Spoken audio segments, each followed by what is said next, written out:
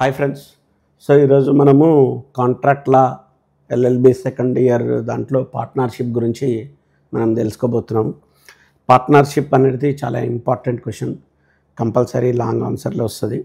In case long ఆన్సర్లో రాకుండా short ఆన్సర్లో compulsory అనమాట. So మనకు మల్టిపుల్ క్వశ్చన్స్ వస్తాయి, డిఫరెంట్ క్వశ్చన్స్.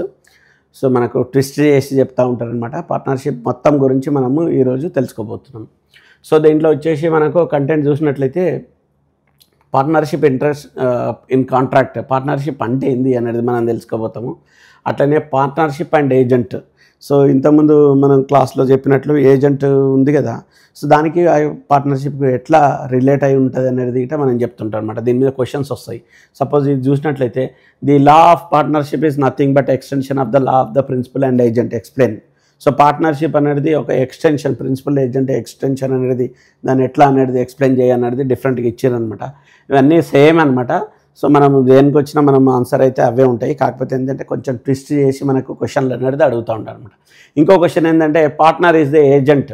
పార్ట్నర్ అనేటువంటి ఏజెంట్ అనమాట in the firm for the purpose of business in the firm explain చేయన్నట్లు అనమాట. సో ఇదన్నీ ఒకటే అనమాట, సేమ్ అన్నీ ఉంటాయి. దాని తర్వాత ఏంటంటే rights and liabilities and incoming and out going partners. ఇది ఇంపార్టెంట్ క్వశ్చన్ అనమాట.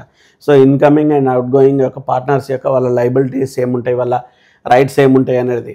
ఇంకోటి ఫైనల్గా ఏంటంటే డిజల్యూషన్ ఆఫ్ ద పార్ట్నర్షిప్ ఎట్లా ఎండ్ అవుతుంది అనేది మనం చెప్తాం అనమాట. ఇది చాలా ఇంపార్టెంట్ క్వశ్చన్లు అనమాట. దీంట్లో కంపల్సరీ వస్తుంది మనకు. సో ఫస్ట్ చూసినట్లయితే partnership of the contract. Okay, so 1932 Indian partnership act అనేది మనకు క్రియేట్ అయిందనమాట. దాంట్లో ఏం చేస్తామంటే, so in a simple term a partnership is a type of business relationship where 2 or more people agrees to work together to run business and share the profits and losses. అంటే ఏంటంటే simple టర్మ్లో చూసుకుంటే ఏంటంటే partnership అంటే ఏంది, ఇద్దరు లేదా అంతకన్నా ఎక్కువ మంది ఏంటంటే కలిసి బిజినెస్ చేసేసి దాంట్లో వచ్చిన ప్రాఫిట్స్ కానీ లాసెస్ కానీ పంచుకునే వాళ్ళని ఏంటంటే పార్ట్నర్స్ అనేది అంటారనమాట. మనం జనరల్గా ఏంటంటే ఏ బిజినెస్ చూసినా చాలామంది పార్ట్నర్షిప్లో చేస్తూ ఉంటారు. సో అది జనరల్గా అన్నొక. సో మనం కాంట్రాక్ట్ల ప్రకారము. ఓకే, సో ఇది అఫీషియల్గా మనకు వచ్చేసి ఇది అనమాట. మనకు a relation between person who has agreed to share profit of a business carried out all any of the acting for all. So బిజినెస్లో ఉండే ప్రతి యాక్టివిటీ మీద వాళ్ళు యాక్షన్స్ తీసుకొని వాళ్ళ ప్రాఫిట్స్ కానీ లాసెస్ కానీ తీసుకునే వాళ్ళని పార్ట్నర్స్ అంటారనమాట. ఇది అఫీషియల్గా. ఓకే, సో మనకు దీంట్లో చూసినట్టయితే కీ ఎలిమెంట్స్ ఏమున్నాయి, ఎసెన్షియల్ ఎలిమెంట్స్ ఏమున్నాయి పార్ట్నర్షిప్లో చూసినట్లయితే an agreement between 2 or more persons.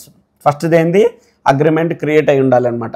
ఇద్దరు లేదా ముగ్గురు అనేది, ఇద్దరు లేదా ఎక్కువ మంది అనేది మనకు పార్ట్నర్స్ అనేది ఉండాలి. అంతేగాని joint family members, already joint family ఉంది దాంట్లో మెంబర్స్ పార్ట్నర్స్ అంటే అది కుదరదు అనమాట. ఓకే, సో ఇది. So an agreement can be written, oral or written. So రిటర్న్గా కానీ అగ్రిమెంట్ రిజిస్టర్ కానీ ఓరల్గా కానీ మనము అగ్రిమెంట్ క్రియేట్ చేసుకుంటాం అనమాట. సో పార్ట్నర్షిప్ అనేది పెద్దగా ఉండొచ్చు, చిన్నగా ఉండొచ్చు అనమాట. చిన్న పార్ట్నర్షిప్లు ఇట చేస్తాం. మనం ఏం రాసుకోకుండానే ఇట మనం మామూలుగా మాట్లాడే ఇట మనం చేస్తూ ఉంటాం అనమాట. సపోజ్ ఏదైనా చాలామంది ఏంటంటే ఒక టిఫిన్ సెంటర్ లాంటివి వాళ్ళకి ప్రాపర్గా ఏం అగ్రిమెంట్లు అవన్నీ ఏమి ఉండవు. మనం ఏంటంటే కలిసి బిజినెస్ చేద్దాం అన్నట్లు చేస్తూ ఉంటారనమాట, అంతే. ఓకే, సో ఇదేంటంటే ప్రతి ఒక్క కాంట్రాక్ట్ వ్యాలిడ్ కాంట్రాక్ట్ అయి ఉండాలన్నమాట. అంతేగాని ఇల్లీగల్గా చేయడానికి మన పార్ట్నర్షిప్ అంటే, ఇల్లీగల్ యాక్టివిటీస్ చేయడానికి మన పార్ట్నర్షిప్ అంటే అది కుదరదు అనమాట. లాఫుల్ ఉండాలి, అది వ్యాలిడ్ కాంట్రాక్ట్ ఉండాలన్నమాట. సో ఇంకోటి ఏంటంటే సెకండ్ ఏంటంటే to carry on the business. So partnership మనం ఎందుకు చేస్తాం, మనము పార్ట్నర్స్ ఎందుకు క్రియేట్ అవుతాము, ఏదైనా ఒక బిజినెస్ చేయడానికి అనమాట. Okay, the purpose of partnership must carry some business. ఏదైనా ఒక బిజినెస్ ఉండాలి, దానికి పార్ట్నర్షిప్ క్రియేట్ చేస్తాం. ఏం బిజినెస్ లేనప్పుడు పార్ట్నర్షిప్ ఎందుకు చేస్తాం మనం. Okay, it includes any trade, occupation and profession. Okay, so అది ఏదైనా ట్రేడ్ అని ఉండాలి, ఏదైనా ప్రొఫెషన్ అని ఉండాలి, ఏదైనా బిజినెస్ అని ఉండాలి, లేకుంటే ఏదైనా స్కూల్ పెట్టినప్పుడు ఒక ప్రొఫెషన్ అనమాట. మనం ఇద్దరం కలిసి స్కూల్ పెడదాం అన్నట్లు, ఓకే మనం ఇద్దరం కలిసి ఈ పని చేస్తాం అన్నట్లు ఏదో ఒకటి ఉండాలన్నమాట. A group of people who come together social, charitable, religious purposes cannot be formed as a partnership. అంతేగాని నేను సోషల్ యాక్టివిటీస్ చేస్తా, చారిటబుల్ యాక్టివిటీస్ చేస్తా, రిలీజియన్ యాక్టివిటీస్ చేస్తా అనేది పార్ట్నర్షిప్ కిందకి రాదనమాట. అదేంటంటే మనం లాభాల గురించి చేయమన్నమాట అది. సో సోషల్ గురించి చేస్తాం కాబట్టి అది పార్ట్నర్షిప్ కిందకి రాదు. దాంట్లో లాభాల గురించి చేసిందే, నష్టాల గురించి, నష్టం గురించి ఎవరు చేసుకోరు అనుకోండి, లాభాల గురించి చేసిందే పార్ట్నర్షిప్ కిందకి వస్తుంది అనమాట. ఇదే అనమాట. ఇంకోటి sharing the profit. So an agreement must include provision for sharing the business. So మనం ఏంటంటే మనకు ఏదైనా ప్రాఫిట్ వచ్చినప్పుడు సపోజ్ ఇద్దరు పార్ట్నర్స్ కొందరు ఏం చేస్తారంటే నేను 60% పెడతాను, నేను 40% పెడతాను అన్నట్లు. అట్లనే మనకు వచ్చిన ప్రాఫిట్స్ లేట ఎంత ప్రాఫిట్ వచ్చిందో ఎంత ఏ విధంగా డివైడ్ చేసుకోవాలనేది క్లియర్గా మెన్షన్ చేసుకొని ఉండాలన్నమాట. Okay. So in case losses ఉన్నాయట అట్లనే చూసుకోవాలన్నమాట కంపల్సరీ. ఇంకోటి mutual agency. Okay. So this is most crucial test for partnership అనమాట. ఏంటంటే పార్ట్నర్షిప్లో ఏంటంటే అందరూ ఎవరైతే పార్ట్నర్స్ వాళ్ళు మ్యూచువల్గా అగ్రీ అయి ఉండాలన్నమాట. ప్రతి దాంట్లో ప్రతి యాక్టివిటీస్లో వాళ్ళు పాల్గొంటుండాలి, అన్నీ చేస్తూ ఉండాలన్నమాట. దాన్నే ఇది అందుకోసం ఇది క్రిటికల్. ఎందుకంటే మనం మ్యూచువల్గా కలిసి లేకుంటే ఏంటంటే అటువంటి పార్ట్నర్షిప్లు అనేది ఎక్కువ రోజులు ఉండయి. ఓకే. సో దీనికి వచ్చేసిన రిలవెన్స్ కేసు వచ్చేసి ఏంటంటే a group of people decided to open a restaurant. Okay. So ఇద్దరు ముగ్గురు కలిసేసి ఒక రెస్టారెంట్ ఓపెన్ చేద్దామంటాను అనుకుంటారు. వాళ్ళు ఏం చేస్తారంటే ఒక ప్రాపర్టీని లీజ్ చేసుకుంటారు. ఓకే. జాయింట్ బ్యాంక్ అకౌంట్ ఉంటుంది, పర్చేస్ అన్ని ఐటమ్స్ అన్నీ కొనుక్కుంటారు. కొనుక్కున్న తర్వాత అంతా అయిన తర్వాత ఓపెనింగ్ చేసే వాళ్ళప్పుడు ఏంటంటే వాళ్ళ మధ్యలో మనస్పర్ధాలు వస్తాయన్నమాట. మనస్పర్ధాలు వచ్చేసి ఆ రెస్టారెంట్ అనేది ఓపెన్ చేయరు. కాకపోతే ఏంటంటే దాంట్లో పంచుకోవాలన్నమాట. అప్పుడు ఏంటంటే ఇష్యూ ఏంటంటే that's the partnership begins only business start అయినప్పుడే ఆ పార్ట్నర్షిప్ క్రియేట్ అవుతుందా అనేది ఒక ఇష్యూ అనమాట. ఓకే. సో అప్పుడు కోర్ట్స్ జడ్జిమెంట్ ఏమైందంటే బిజినెస్ స్టార్ట్ కావాలి అనేది ఏం లేదు. ఎందుకంటే బిజినెస్ స్టార్ట్ చేయాలనే ఇంటెన్షన్తో వాళ్ళు ఆల్రెడీ ప్రాసెస్లో ఉండరు. ఎందుకంటే రెస్టారెంట్ అనేది లీజ్ చేసుకోరు, ఎక్విప్మెంట్స్ కొన్నారు, ఇవన్నీ పార్ట్నర్షిప్లో ఆల్రెడీ స్టార్ట్ అయిపోయినట్లనే. సో అందుకోసం ఏంటంటే మనకు ఇది పార్ట్నర్షిప్ క్రియేట్ అయినట్లనే దాంట్లో ఏదైతే వాళ్ళకు ఉన్నా అన్ని వాళ్ళ షేర్ ప్రకారము వాళ్ళు పంచుకోవాలన్నట్లు తీర్పిచ్చింది అనమాట. So in this case is important because it shows that partnership formed by actions and intentions of the people who involved. వాళ్ళ యాక్షన్స్ వాళ్ళ ఇంటెన్షన్ వల్ల ఎవరైతే పీపుల్ ఉంటారో వాళ్ళ యాక్షన్స్ ఇంటెన్షన్ వల్ల అది క్రియేట్ అయినట్లు అనమాట. Not just formally start in the trading. So ఫార్మల్గా స్టార్ట్ అయ్యే వరకు కాకుండా ముందు నుంచే వాళ్ళ పార్ట్నర్స్ క్రియేట్ అయినట్లు అంటని చెప్పింది అనమాట ఇది. సో పార్ట్నర్షిప్ అండ్ ఏజెంట్ నేను చెప్పినా కదా ఈ 2 క్వశ్చన్లు వచ్చినాయంటని. ఓకే. ఏజెంట్, ప్రిన్సిపల్ ఏజెంట్ పార్ట్నర్షిప్కి ఎట్లా రిలేట్ అయ్యి ఉంటారు, ఇవన్నీ క్వశ్చన్లు డిఫరెంట్గా ఇస్తారు. ఇవన్నీ కలిపి ఒకటే ఆన్సర్ అనమాట. Okay. So this is very insightful statement of fundamental principal and partnership law. Okay. So మనకు ఏదైతే ఏజెంట్, ప్రిన్సిపల్ అంటే పార్ట్నర్షిప్ గురించి రిలేటెడ్ చేసినప్పుడు ఏంటంటే ఇది కొంచెం ఇన్డెప్త్గా అనమాట. It means that entire legal structure of the partnership inbuilt of some ideas govern by the relationship between principal and agent. మన పార్ట్నర్స్కు ఎవరైతే వాళ్ళ యాక్టివిటీస్ చేస్తారో అది ఇన్సైడ్గా ప్రిన్సిపల్ ఏజెంట్కి రిలేట్ అయి ఉంటాయి అన్నమాట. Okay. So the law of principal agent. So principal agent ఇంతకుముందు క్లాస్లో చెప్పినట్లు ఏంటంటే ప్రిన్సిపల్ అంటే ఎవరు? ఓకే. ఎవరైతే పర్సన్ ఏజెంట్ని అపాయింట్ చేస్తాడో, ఆథరైజ్ చేస్తాడో అతను ప్రిన్సిపల్ అనమాట. ఏజెంట్ ఎవరైంది అంటే ఆన్ బిహాఫ్గా ప్రిన్సిపల్గా ఎవరైతే యాక్ట్ చేసి వాళ్ళు యాక్టివిటీస్ చేస్తారో వాళ్ళు ఏజెంట్ అంటారు. ఓకే. సో ఇక్కడ కూడా పార్ట్నర్షిప్ లాలో ఏంటంటే ప్రతి ఒక్క పార్ట్నరు ఒక ప్రిన్సిపలే అనమాట. ప్రతి ఒక్క పార్ట్నరు ఒక ఏజెంటే అనమాట. ఎట్లా ఏజెంట్ అవుతుంది అంటే ఇప్పుడు మనం ఒక 4 మెంబర్స్ కలిపి బిజినెస్ చేసినాం అనుకోండి. ఓకే. సో 4 మెంబర్స్ కలిపేసి ఏంటి ఒక రెస్టారెంట్ ఓపెన్ చేసినాము. ఒక్కొక్క పర్సన్ ఏంటంటే ఒక్కొక్క యాక్టివిటీ చేస్తుంటాడు. ఒక్కొక్క పర్సన్ వెజిటేబుల్ తీసుకుంటుంటాడు, ఒక్కొక్క పర్సన్ మేనేజ్ చేస్తుంటాడు, ఒక్కొక్క పర్సన్ కౌంటర్ చూసుకుంటుంటాడు. వాళ్ళు ఏంటంటే ఒక ఏజెంట్ క్రియేట్ లేక అనమాట. సో వీళ్ళు నలుగురు కలిసేసి ప్రతిదానికి నలుగురు పోయే అవసరం లేదు. ఎందుకంటే 3 పర్సన్స్ ఇక్కడ ఉన్నప్పుడు ఒక పర్సన్ ఏజెంట్ కింద మార్చేసి అది పర్చేజ్ చేస్తూ ఉంటాడనమాట. అట్లనే ఒక పర్సన్ ప్రిన్సిపల్ లాగా యాక్టివిటీ చేస్తూ ఉంటాడనమాట. సో అందుకోసం ఏంటంటే ఇప్పుడు ఇన్సైడ్గా తీసుకున్నట్లయితే every partner is a principal, every partner is a agent. So అది మెయిన్ ఇక్కడ అనమాట. సో డిఫరెన్షియేట్ ఏంటంటే అది అఫీషియల్గా చేస్తారు, ఇది ఏంటంటే అఫీషియల్గా ఇతను నా ఏజెంటు అంటని చెప్తాడనమాట. కాకపోతే ఇక్కడ ఏంటంటే మనం పార్ట్నర్షిప్ క్రియేట్ చేసినప్పుడే బై డిఫాల్ట్ మనం ప్రిన్సిపల్ ఏజెంట్ అనేది క్రియేట్ అయిపోతుంది. ఓకే, అది మనకు. సో రిలవెంట్ కేస్ లా చూసినట్లయితే సో ఇక్కడ ఇదొక క్రిటికల్ కేస్ లా అనమాట. ఇద్దరు business persons, 2 business persons wear the partners in financial trouble. ఒక బిజినెస్ స్టార్ట్ చేశారు, వాళ్ళు ఏంటంటే ఒక పార్ట్నర్ కింద అయిపోయారు అనమాట. పార్ట్నర్ కింద అయిపోయి ఒక బిజినెస్ స్టార్ట్ చేశారు. తర్వాత ఏంటంటే వాళ్ళకి ఫైనాన్షియల్ లాస్ వచ్చింది. సో ఎవరి దగ్గర నుంచి అయితే వాళ్ళు అమౌంట్ తెచ్చుకుర్రు బ్యాంక్ దగ్గర నుంచి, సో వాళ్ళకు క్లియర్గా చెప్తారనమాట, మాకు ఇట్లా ఫైనాన్షియల్ లాస్ వచ్చింది, మన హెల్ప్ చేస్తారన్నప్పుడు వాళ్ళు ఏం చేస్తారంటే, ఎవరైతే క్రెడిటర్స్ ఉంటారో వాళ్ళు ఏం చేస్తారంటే, సరే మేము ఫైనాన్షియల్గా మేము హెల్ప్ చేస్తాము, కాకపోతే అంటే దీంట్లో వచ్చే ప్రాఫిట్లో మనకు షేర్ రావాలి అన్నది చేస్తారనమాట. సో షేర్ రావాలనేది చేస్తారు. తర్వాత ఏంటంటే వాళ్ళు ఇన్వెస్ట్ చేసినప్పుడు ఏవైతే లాభాలు వచ్చినప్పుడు వాళ్ళు తీసుకుంటారు. ఇన్ కేస్ లాస్ వచ్చినప్పుడు ఏంటంటే వీళ్ళు ఇద్దరు ఎవరైతే బిజినెస్ మ్యాన్స్ ఉంటారో వాళ్ళు కేసు వేస్తారనమాట. వాళ్ళ ప్రాఫిట్స్ తీసుకున్నారు కాబట్టి మన దాంట్లో లాస్ వచ్చినాయట, వాళ్ళు ఏదైనా డెబిట్స్ వచ్చినాయట, వాళ్ళు లయబుల్ అన్నట్లు కంపెనీ మీ బ్యాంక్ లయబుల్ అన్నట్లు చెప్తారనమాట. సో దాంట్లో కోర్టు ఏం తీర్పిస్తుంది అంటే, బ్యాంక్ అన్నది ఏంటంటే వాళ్ళు జస్ట్ ఒక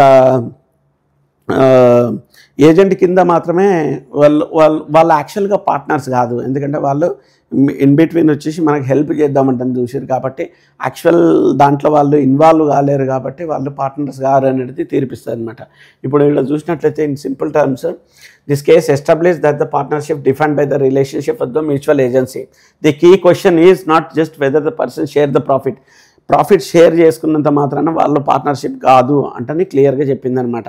వాళ్ళు ఏంటంటే మనం ఏదైతే యాక్టివిటీస్ చేస్తామో, బిజినెస్ నడపడానికి యాక్టివిటీస్ చేస్తామో, ఇవన్నీ చేసినట్లయితేనే వాళ్ళు పార్ట్నర్స్ అవుతారు అనేది మనకు జడ్జిమెంట్ అనమాట. ఇది మంచి జడ్జిమెంట్. దీనికి మనకేంటంటే మనకు ఒక కేస్ లాస్ గురించి ఇటు వస్తుంటాయి మనకు, అది ఇంపార్టెంట్ అనమాట. అండ్ ఇంకోటి ఏంది, rights and liabilities of A incoming and out going partners.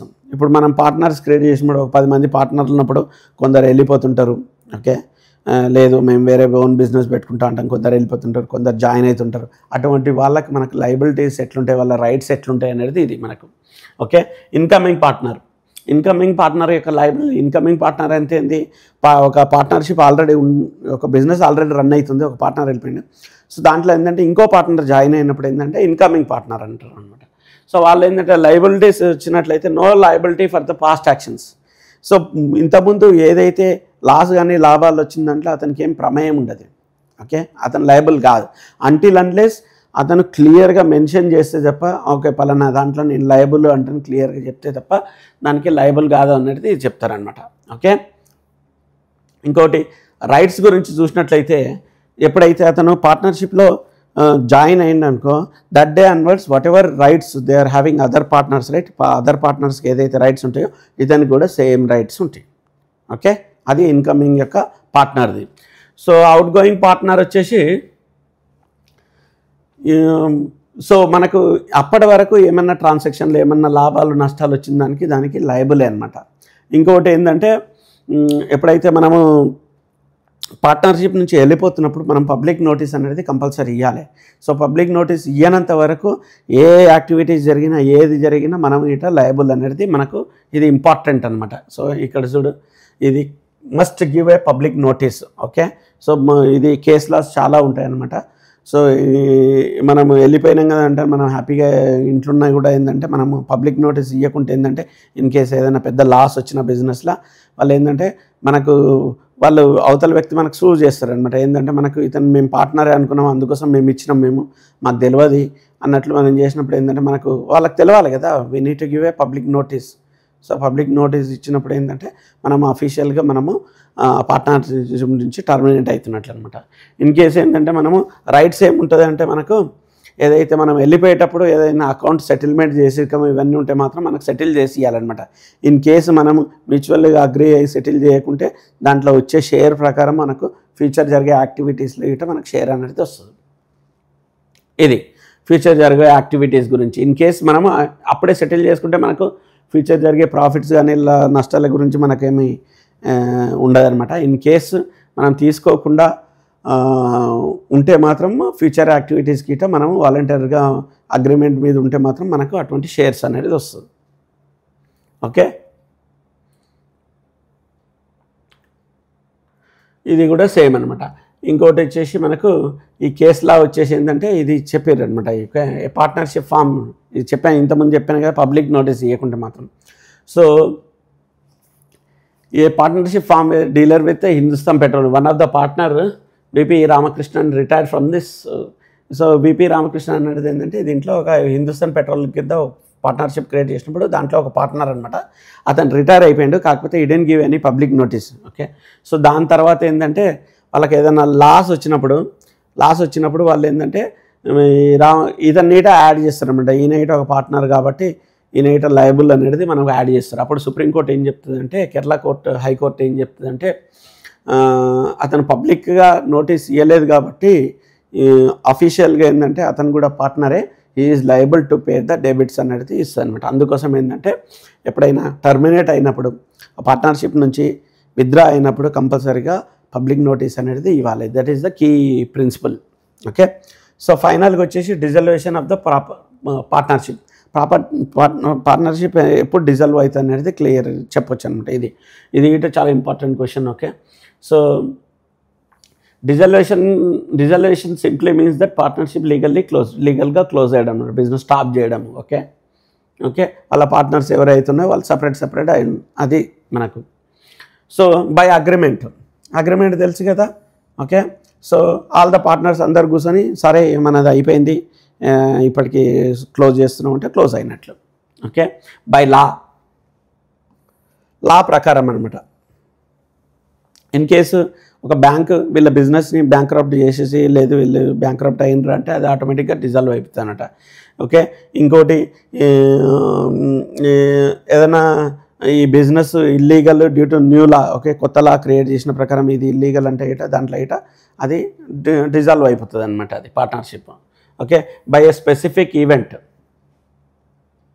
Okay, so ఇదేంటంటే ఒక ఎండ్ డేట్. ఓకే, పలానా వరకు ఇది పార్ట్నర్షిప్ కొనసాగుతామంటే ఎండ్ డేట్ చెప్పినప్పుడు ఈ బిజినెస్ ఇంతవరకు నడుస్తుంది, ఈ ఈవెంట్ ఇంతవరకు. సపోజ్ ఒక ఈవెంట్ చేయాలి మనం, ఒక 2-3 పార్ట్నర్స్ కలిసి ఈవెంట్ చేస్తారు.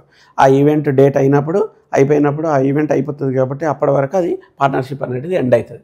ఓకే, ఇంకోటి ఏంటంటే స్పెసిఫిక్ ప్రాజెక్ట్ క్రియేట్ చేసినప్పుడు ఆ ప్రాజెక్ట్ అయిపోయిన తర్వాత ఆ పార్ట్నర్షిప్ అనేది అయిపోతుంది అనమాట. ఇన్కేసి ఏ పార్ట్నర్, సపోజ్ 2 పార్ట్నర్ కలిసి ఒక బిజినెస్ చేసినప్పుడు, లేదా ఓ పార్ట్నర్ చనిపోయినప్పుడు, లేదా బ్యాంక్రప్ట్ అయినప్పుడు ఆ పార్ట్నర్షిప్ అనేది ఎండ్ అయిపోతుంది మనకు. Okay, by giving notice. Suppose ఒక పార్ట్నర్షిప్ ఉంది, దానికి ఎండ్ డేట్ అనేది ఏం రాసుకోలేము.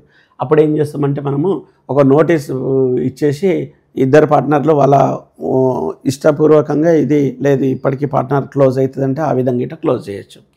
ఇంకోటి ఏంటంటే మనకు ఫైనల్గా ఏంటంటే by order of the court ఇచ్చినప్పుడు అనమాట, a partner become a unsound. So అతనికి మెంటల్గా కరెక్ట్ లేడు, అట్లా ఉన్నప్పుడు ఏంటంటే అప్పుడు ఆ పర్సన్ పార్ట్నర్ దాంట్లో నుంచి వెళ్ళిపోయినట్లు అనమాట. Okay, when a partner become permanently incapable performing the duties. So court declare చేస్తారనమాట, ఇతను ఇన్క్యాపబుల్, తన యాక్టివిటీస్ చేయలేడు అన్నప్పుడు అది అవుతుంది అనమాట. ఇంకోటి a partner guilty of misconduct harms the business. So అతను ఏంటంటే ఏదైనా కేసులు ఎరికేసి ఏదైనా ఉన్నప్పుడు అతను పార్ట్నర్ కింద నుంచి వెళ్ళిపోతాడు అనమాట. ఏ పార్ట్నర్ కన్సిస్ట్ బ్రేక్స్ ఆ పార్ట్నర్షిప్ అగ్రిమెంట్, ఏదైతే అగ్రిమెంట్ రాసుకున్నారో పార్ట్నర్షిప్లో అది అగ్రిమెంట్ని బ్రేక్ చేసినప్పుడు మనం కోర్టుకి వెళ్ళినప్పుడు ఏంటంటే అతను నిజంగా అగ్రిమెంట్ బ్రేక్ చేసిండని చెప్పినప్పుడు ఏంటంటే అతను కూడా పార్ట్నర్షిప్ నుంచి వెళ్ళిపోతాడు. A business only can carried at the losses. Suppose ఒక బిజినెస్ చేస్తున్నాం, ఎప్పటికీ కంటిన్యూస్గా లాసెస్ వస్తున్నాయి, అప్పుడు ఏంటంటే ఇన్ని లాసెస్ వచ్చినప్పుడు బ్యాంకు ద్వారా మనం లాస్ ఇస్తున్నాం, మనం పార్ట్నర్షిప్ క్లోజ్ చేస్తున్నాం అనంటే అట్లా చెప్పుకోవచ్చు అనమాట. ఓకే, ఇది important. When the court find justice and equitability, ఇది చాలా ఇంపార్టెంట్ అనమాట. ఓకే, మనకు ట్రస్ట్ కానీ, ఓకే, ఇప్పుడు ఒకరి మీద ఒకరు నమ్మకాలు లేనప్పుడు మనకు పార్ట్నర్షిప్ అనేది క్లోజ్ చేసుకోవచ్చు. ఇది ఇంపార్టెంట్. సో ఇక్కడ చూసినట్లయితే ఇది ఇంపార్టెంట్, ట్రస్ట్ దాని గురించి మన కేసులా అనమాట ఇది. Okay, 2 individuals W and Rathman formed private company for selling the cigarette company ఒకటి తయారు చేసారు అనమాట వాళ్ళు. అప్పుడు ఏంటంటే కొన్ని రోజుల తర్వాత వాళ్ళిద్దరికి మనస్పర్ధాలు వచ్చేసి they stopped speaking each other. వాళ్ళిద్దరు మాట్లాడుకొని బంద్ చేశారు అనమాట. వాళ్ళ మేనేజర్ చెప్పి వాళ్ళతో పని చేయించేటోళ్ళు అనమాట. వాళ్ళిద్దరు కలిసి మాట్లాడుకుని ఉంటారు, మేనేజర్ ద్వారా మాట్లాడుకుని ఉంటారు. అప్పుడు ఏంటంటే కోర్టు దగ్గరికి ఇది వెళ్ళిందనమాట. సో వాళ్ళ ఇద్దరికి పడట్లేదు ఎట్లా అన్నది అంటే వెళ్ళినప్పుడు ఇది వాళ్ళకు ఈ ఈ ఫైనల్ పాయింట్ ఉందిగా జస్టిస్ అండ్ ఈక్విటబుల్ అనేది ఇక్కడ మిస్ అయింది. కాబట్టి కోర్టు ఏం చెప్తుందంటే ఇప్పుడు వీళ్ళు ఇద్దరు మాట్లాడుకోలేరు, ట్రస్ట్ అనేది లేదు, ఈ విధంగా ముందుకెళ్తే మాత్రం ఈ కంపెనీ అనేది నడపలేరు, అందుకోసం ఏంటంటే ఈ పార్ట్నర్షిప్ అనేది క్లోజ్ అవుతుంది అనేది తీర్పిస్తుంది అనమాట. సో ఇది ఫ్రెండ్స్ మనకు మొత్తం టోటల్గా వచ్చేసి మనకు పార్ట్నర్షిప్ గురించి చాలా ఇంపార్టెంట్ క్వశ్చన్. సో పార్ట్నర్స్ మనం ఎట్లా క్రియేట్ అవుతారో, పార్ట్నర్షిప్ అంటే ఏంది, పార్ట్నర్షిప్ ఎట్లా క్రియేట్ అవుతారో, వాళ్ళ డ్యూటీస్ ఏంటి, okay. So upcoming incoming partners ఎవరు, ఇంకోటి ఏంటంటే ఎట్లా పార్ట్నర్షిప్ క్లోజ్ అవుతుంది అనేది మనం చూసినాము. ఇది చాలా ఇంపార్టెంట్ క్వశ్చన్. ఈ మెటీరియల్ ఏటో మనము ఏంటంటే మన వీడియో డిస్క్రిప్షన్లో కింద కామెంట్స్లో మనం లింక్ ఇచ్చేస్తాము. సో మీరు డౌన్లోడ్ చేసుకోవచ్చు.